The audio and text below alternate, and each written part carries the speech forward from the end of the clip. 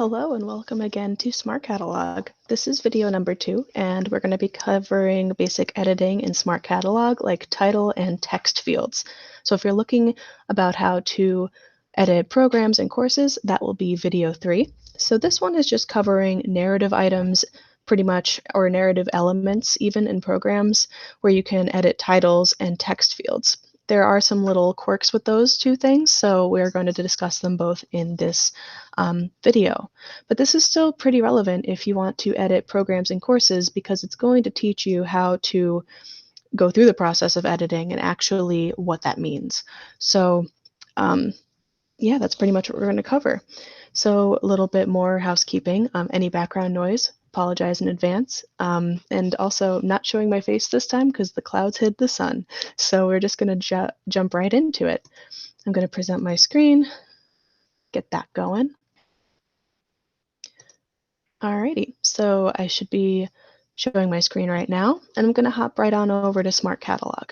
So if you watch the first video, you'll know how to access SmartCatalog through the Marywood homepage, use your Marywood credentials, and then you get to this sweet spot right here called the SmartCatalog dashboard. And because we're talking about editing in this video, we're going to go straight to the content editor. So give that a click and you'll open up the content editor nice and fresh. We're not clicked on any content, we are just looking at the content editor in its purest form.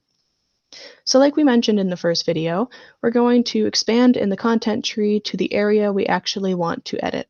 And that path is always going to be, at least for the first 4 sections, content, then catalogs, Marywood University, and then 2020, 2021. And then choose your catalog. So we're going to choose undergraduate catalog. And I'm actually going to scroll down to a program just because I want to be able to edit the narrative element of something and show you what that looks like, because I don't actually have edit access to any of these other pages. But that is actually a good thing to point out. So if I clicked on basic financial information and I wanted to edit this page, there's a yellow bar at the top of the page that if you do have access to it will say lock and edit, and then you'll be able to click that and go through with the editing process. Because I don't have access to this item, it says that deliberately in the yellow bar. It says you cannot edit this item because you do not have write access to it. So if you do see an error message like this on something that you believe you should have access to, definitely contact the registrar's office so they can set you up with that access if they believe you should have it. So that is something to keep in mind as you're going. You will not be able to edit anything that says you don't have access. Everything will be grayed out. You'll still be able to see everything. So you'll be able to see the title and the content. You can actually scroll through it if that is something you're able to do. But other than that, you cannot touch it. So contrast that with the philosophy department. Once I get down to the actual bioethics certificate, the yellow bar changes its tune. It says you must lock this item before you can edit it. To lock this item, click Edit on the Home tab, and then Lock and Edit. So you can either click Edit up here in the Home tab, or just click Lock and Edit straight in the yellow bar, which is what I'm going to do. So once you click Lock and Edit, it pretty much assigns this item specifically to you. So if anyone else was in this catalog, they would not be able to click on bioethics certificate because I kind of have a hold on that right now. So now the yellow bar says if you publish now, the selected version will not be visible on the website because it has been replaced by an older version. Version 1 will be published instead. All that means is that we are on version 2 of this specific item, and all that means is that I locked and edited this item, which means that I have created a new version by doing so. So there was only one version before I clicked on it, but because I locked it, now it's going to be on version 2 because that's the one I'm working on. So the reason they use versions is because version 1 will now be the published version, which means the public can see version 1 because it was published. Version 2 is being worked on currently, so I'm editing it, and then I'll have to push it on to a reviewer who will then push it on to approvers and admin, and then it will be published. So this is a work in progress. That's really all that means. So now that I've locked and edited, everything becomes very accessible. So lock and edit is the thing you need to keep in mind because it is the only way you can edit something. And if you see a different message in this yellow bar, it either means you don't have access to it, or maybe someone else is working on it. It will tell you exactly what the issue is. Another thing to keep in mind, which is just kind of, something if you want to do it, you can export. So if you clicked export, you can export the specific page you're clicked on to a Word document, so then you can print it out if you want and work on it like with pen and paper. So you would click export, it opens in a new tab, says your document has been generated and no errors were noted, which is great. So if I want to download it, I can do so. If I want to close it right up. So that's a good option if you work better with pen and paper and you want to make edits that way. But just keep in mind, if you do choose this method, you will want to come back into SmartCatalog and make those changes here, because people won't be able to see it if it's just on paper, and we're no longer doing the paper review. So it's going to be all in this system. Use the export only if you are better editing with pen and paper, and make sure to do those edits in here as well. So first things first, editing titles. It's probably not going to be something you're going to do all the time, just because all of these titles are pretty much indicative of what the thing is. But if I wanted to, there are 3 places I have to edit the title. Place number 1 is this title field, which is pretty obvious. You need to be able to lock and edit in order to edit this title field, but editing this title field actually changes the title of the item's web page. So if I were to go and preview this page, so click on that, opens in a new tab. This is the title field right here, bioethics certificate, and if I change that, it would change in this published or in this preview as well. So the title field corresponds with this title of the web page. The second place is actually in the Home tab, all the way at the end where it says Rename. You'd have to do the rename just by clicking on it, and this changes the item's reference in the URL. So if you change this to Certificate of Bioethics or something, you would need to change this as well so that it is reflected in the URL. The third place is the display name, which is also on the Home tab. This just changes the title of the item in the content tree, so over here on the left. So those are the 3 areas you would need to change if you were changing the title. Just a little recap, this title field here is for the web page. Rename is for the item reference in the URL, which is why there's a dash there. And display name is for the content tree. And the content tree actually directly correlates with the web page as well, because if you go to the preview again, over here on the left we have a content tree, which is just a outline, but it would change over here as well. Under College of Arts and Sciences, it would change right here.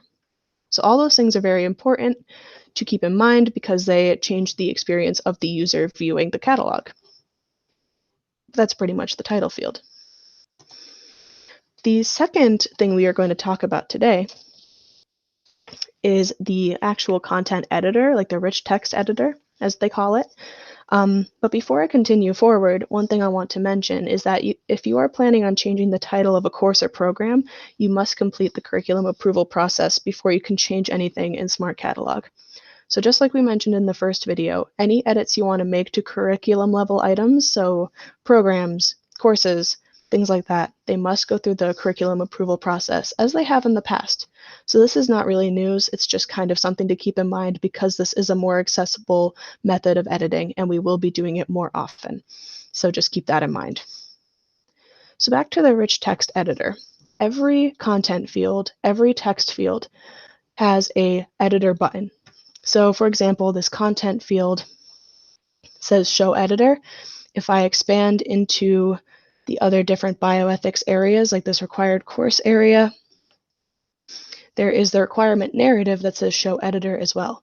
So every text field has an editor to click on. So we're going to move right on back to the bioethics certificate main page and click show editor. Clicking this actually shows you a really big text box, and it has all these different tools at the top. So we have bolding, italics, underline, superscript, subscript. You can also find and replace if you have a lot of text and there's something you want to change. Find and replace is really nice. Cut, copy, paste. There's also symbols that you can add if that's relevant. There's a spell checker. You can make numbered lists and bulleted lists. You can also indent. But there are a couple different options here that are specific, especially to SmartCatalog, including insert SiteCore link. Then there's Hyperlink, which is pretty universal across any text box. And then insert SiteCore media. So I'm going to type a little text here. The certificate in bioethics is a program that focuses on the intricate nuances of the way we see the world. Maybe not the most accurate representation of the bioethics certificate, and if there are any philosophy instructors watching, I deeply apologize. This was just the program that had the best example of what to do in SmartCatalog, so I apologize in advance. But I just typed some text. I wanted to show you that it is just, text just types like it would in Word, but these specific buttons are very interesting. So if I clicked on this first one, Insert SiteCore link, it actually lets me link to a different part in the catalog. So if I wanted to link this bioethics certificate to the philosophy degree, I can click on Philosophy Bachelor of Arts and internally link it, which means that there will be a link on this page for the bioethics certificate to the Philosophy Bachelor of Arts page. So if you wanted to mention these things on the Philosophy Bachelor of Arts page, or even just on the Philosophy and Religious Studies page in general, you can do that with this Insert SiteCore link. Essentially what SiteCore means is that it's going to be in Site. It's not going to be any third-party website. It's just going to be SmartCatalog. So I'm not actually going to do that, but I wanted to show you what it looks like. The second one that's interesting is the Hyperlink Manager, because this actually lets you link to a third-party website. So if you wanted to link to our athletics page, which is technically not in the catalog, you would do the URL to the athletics page. Or if you wanted to link to the Poetry Foundation, if you're in the English department and you want to link to the Poetry Foundation, you would paste that link here. Then you would type in the link text, and pretty much all of this is just little nuances, like the target would be when you click on it, what happens? Do you go in the same window, the new window, things like that. And once you're done with the hyperlink, just like you do with anything else, you click OK and it will show. You can see there's also an option for email. So if you wanted to include someone's email as like a direct link, you can do that here. So then I'm going to cancel out of that. I just wanted to show you what those little pages mean. And the last one is Insert SiteCore Media, which just means that you can bring in media from the media library. And this has its own little content tree. So we expand institution, then Marywood University, and we have, I believe, like the different catalogs that you can import if you wanted to. There's a banner. So any imagery that we have in the media library will be in here. You can also search the media library, but this SiteCore, because it says SiteCore in it, means that the media is only from the media library itself. And I will mention that any imagery you do choose to add will be automatically adjusted for the mobile. So if you are accessing the catalog through your phone, the image will shrink or expand depending on whatever machine you are using to access the catalog. All right, so other little things I want to mention.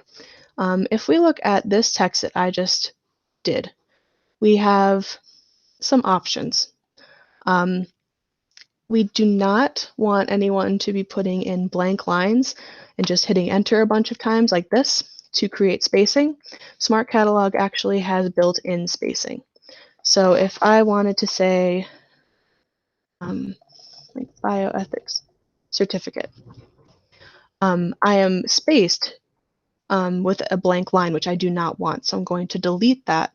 But if I wanted a little more space than what it's already providing me, then I'm going to highlight everything and click on this normal drop down.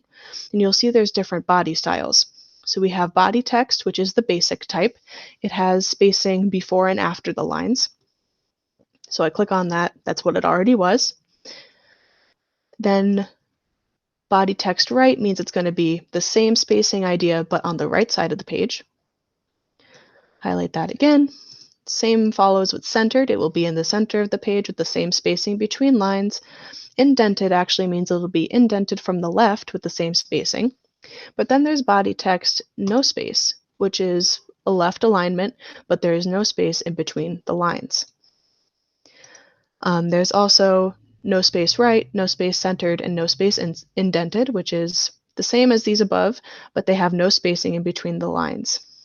Then we also have subheading, which is actually the basic type of heading that we have across our catalog. So if you wanted a heading in here, you would choose subheading. Then there's subheading 2, list, list 2, list 3. There's different types of styles, but not too many to get overwhelmed. The basic types are body text and body text no space and subheading. So just keep those in mind. And just as a quick refresh, body text has space in between the lines. And then body text no space has no space in between. And then subheading is just like a heading style. That's pretty much it. So I'm actually going to copy this, delete, and just put that in and change this to body text because I don't want it to be a heading. Whenever you're done with the rich text editor, make sure that you accept your changes. Accepting them, make sure that they actually go into the text box, and then saving them will actually save your changes. But keep in mind that doing these accepting and changing, or accepting changes and saving changes, does not actually publish the information. So what I mean by that is this still has to go through the different levels of user until publication. So any edits you make here are then going to be seen by your reviewer, and then the reviewer will pass it on to approvers, and then approvers will pass them on to admins, and then it will be published. So it goes through a couple different checks. So if you made a typo and you realized after you pushed it through in the workbox, then someone else will hopefully catch it on the way up. This is also a good point that you can actually preview your page and see what it looks like. So I added some text to this page. If I click publish and then preview, oh, it does ask me to save. So yes, I want to save. It will show me the new bioethics certificate text that I put in here. It got slammed above the text that comes down from the other pages. There's ways to make the pages kind of coalesce into one so that there isn't a whole bunch of pages you have to click through. This one includes both the decree requirement folder that we talked about in the last video and the requirement list. So that's why these courses are listed here. So this is all kind of slammed together because of the way it's set up in the content tree. For example, these have their own text, but that text is showing up right here. So that means that these pages were actually adjusted so that they can all be slammed in together, so that you don't have to click through certificate program and then the requirement lists. So that's just kind of how the programs work. But it's good to keep in mind because it seems like there's nothing on this page, but then you go and actually preview it and there is a lot in this page. So that's pretty much what the preview will do for you. It'll show you what this page actually looks like. Even if there doesn't seem to be any text in it, there actually is. So that's something good to keep in mind. So like I said, you want to accept your changes and then save them. And once you've saved them, they will appear in your workbox, which is something we'll talk about in a later video. But rest assured that this information is not published yet to the public. They are seeing the version that does not have this text because it was in version 2, and they said that version 1 is published to the public. So just keep that in mind. And just like what we said with the last video, if you have any questions relating to the technical process, so how to do things in here, then you can contact the help desk and it'll come to me. Or if you have any curriculum approval process questions or catalog questions in general, you can contact the registrar's office. So that is the end of video 2, and I hope you guys enjoyed.